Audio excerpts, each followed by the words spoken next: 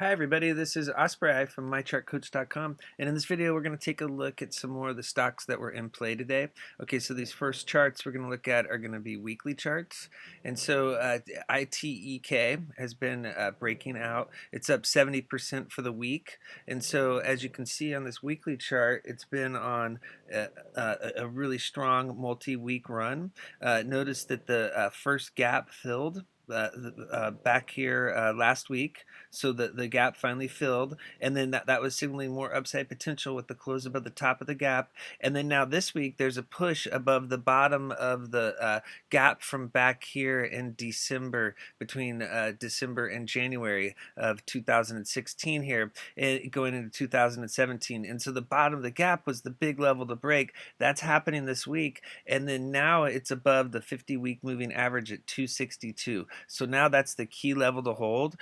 Bulls want to see a close above that level. If that level turns into support, then you've got this huge space to fill here, and so we'd be looking at a potential gap fill and a run up to the 100-week moving average at 558 and $6, which is the top of the gap. So if it pulls back and it fails to stay above the 50-week moving average, then EMA 4 at 211 is the key level to hold. As long as candles are forming above the middle Bollinger Band, the uptrend should continue.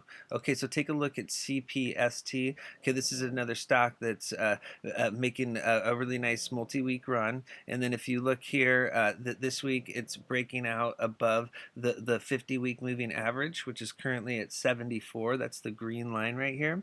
And so last week it closed above the middle Bollinger Band at 67. That's this dotted purple line. And so it had been having a hard time for months to close above that level. And so it finally did last week, signaling the possible start of a new uptrend. And so now the close above going for a close above the 50-week moving average is signaling that this new uptrend is starting, and it should signal more upside potential. And so if you look at this descending resistance line from back here in 2016, that's lined up with the where the top of the candle is right now at $1. And so it needs to break above that level, and then the 100-week moving average at 110. If it can close above both levels, that should signal more upside potential, and it could possibly run much higher, eventually heading back up to this 2 range. These are some key resistance levels to break. Notice the big volume. Volume's increasing with really large volume this week. Okay, so take a look at YECO. Okay, so this stock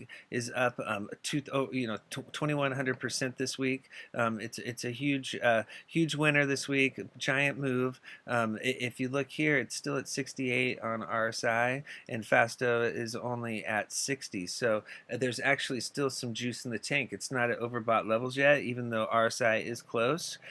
Check out the giant volume spike this week. Notice how there was very light volume, but prior to this big breakout, there was quite a bit of volume. Still a very thinly traded stock on the way down, and then all of a sudden volume dried up, and then boom, huge volume this week. There is an unfilled gap below, all the way down here to 5 cents. The big move this week is above the middle Bollinger Band, and then above the 50-week moving average at 6857. That's the level bulls want to see a close above. Also notice that this long downtrending, multi-year downtrending channel, there's a break above the top of the descending resistance line, the top of the channel, and so if that turns into support, that's going to signal upside potential. The top of the wick for this week is hitting the 100-week moving average at 191, and so now that's going to be the next key level to break. It needs to close above that level. If that happens, then it could run much higher. If it pulls back and it closes below the 50-week moving average, then you could see the middle Bollinger Band tested, which is down here at 28, and the first support level would be EMA 4 at 4775. Okay, so take a look at INAP.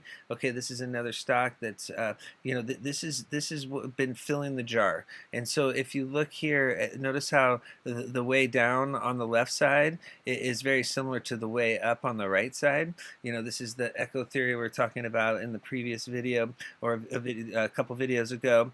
We mentioned it quite a bit, and so it's basically the cycle is completing here, where this jar is filling back back up to this prior resistance level, and so right now it's breaking out above high close resistance, which is the high close here in August, and so you want to see a close above that level, and then that should signal more upside potential.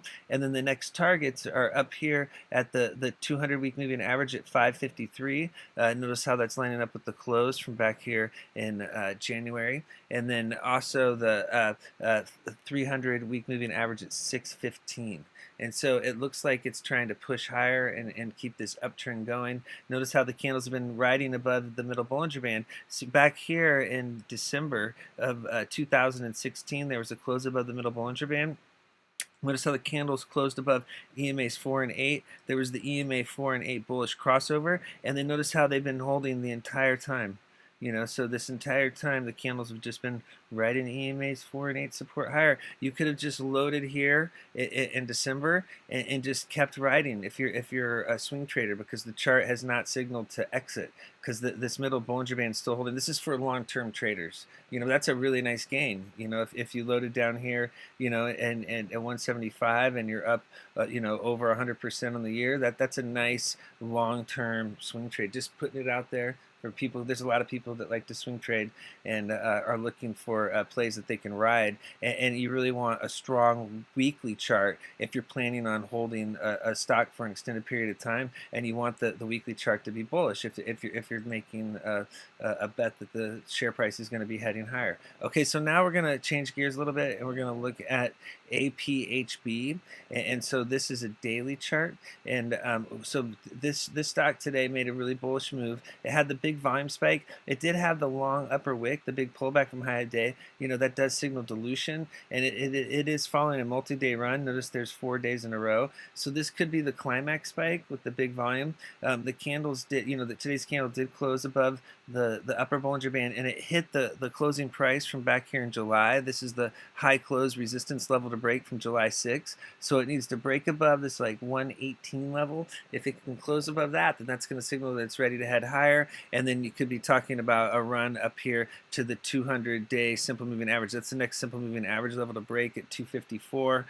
Right now it's trading above the 50 and 100 days simple moving averages. Notice how the 100-day simple moving average is crossing over, or the 50 is crossing over the 100, and so the chart has got a nice uptrend going. It just needs to break above 118 to head higher. If the candles do work back into the bands, it needs to hold this dollar level. It needs to stay above this middle Bollinger Band currently at 99 cents. Okay, and then finally, take a look at HTGM. Okay, so this stock did close up 14% today. Now this is a stock that's heating up. So notice that you've got RSI and Fasto are both in the 50s. At 58 and 59, there's a lot of room to run until overbought levels.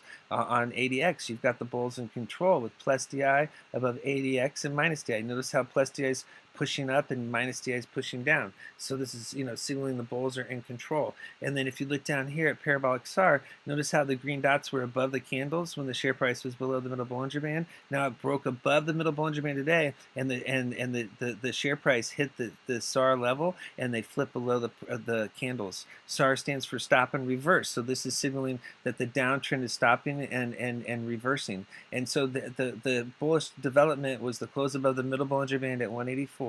Which, notice how it's been major resistance. The last real, there was a close right here above it on the 12th, and it failed to hold, and it continued going lower. There was a close above here on the 20th, and then it failed to hold, and it kept going lower, and then you'd have to go all the way back here into July to see the last close. So it's been major resistance during the downtrend, and so now it looks like the downtrend's starting to break, and there's a possible new uptrend starting. For this chart to be really good, it needs to stay above this 50-day simple moving average at 198. It's got, it would be nice to hold that $2 level. It really needs to turn the middle Bollinger Band for sure at 184, and then if it can, you're looking at the top of this candle at 230, and then the next target's going to be the 100-day simple moving average at 249. Okay, thank you very much for viewing this video. If you'd like to learn more about charts and technical analysis, check us out at mychartcoach.com and our YouTube channel at mychartcoach.com for more educational information. Thank you.